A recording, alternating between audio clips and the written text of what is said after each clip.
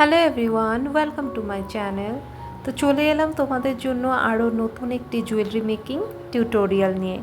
তার জন্য এখানে সবার প্রথমে আমি ডলি সুতোটাকে দুটো ভাগ করে দু সাইডে রেখে দিয়েছি।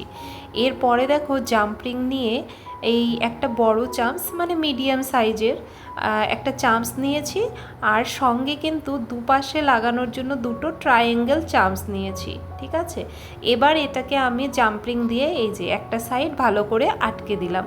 এবার এই সাইডটাও ভালো করে সেম ওই সাইডের মতন করে আটকে দেব।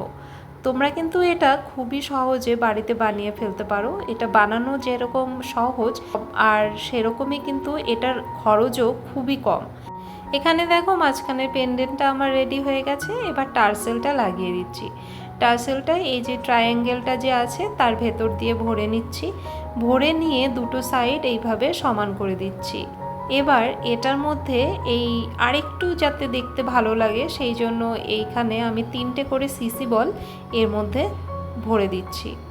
এবার এটা ভরে আমি কিন্তু এই পেছনে একটা মানে গিট লাগিয়ে দেব যাতে এটা আর বেরিয়ে যেতে না পারে।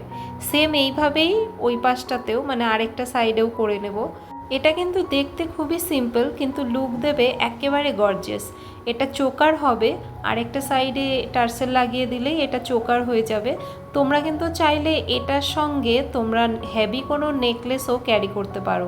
এটা যে কোনো তোমরা শাড়ির সঙ্গে হোক বা সিম্পল কুর্তির সঙ্গে সুন্দরভাবে ক্যারি করতে পারো। আর এটার দাম কিন্তু একদমই মানে যদি সেলিং প্রাইস তুমি জানতে চাও 50 থেকে 60 টাকা তোমার থেকে দাম নিয়ে নেবে, কিন্তু তুমি যদি এটা র মেটেরিয়াল এনে বাড়িতে বানিয়ে নাও তাহলে খরচ হবে মাত্র 10 টাকা। তো 10 টাকা খরচ করে কিন্তু এই রকম সুন্দর একটি চোকার তোমরা বাড়িতেই বানিয়ে নিতে পারো। তো ভিডিওটি কেমন লাগলো অবশ্যই কিন্তু কমেন্ট করে জানিও, ভালো লাগলে লাইক করে দিও, আর এই রকম ভিডিও পেতে অবশ্যই আমার চ্যানেলটিকে সাবস্ক্রাইব করে নিও। তো চলো আজকের মতো টাটা।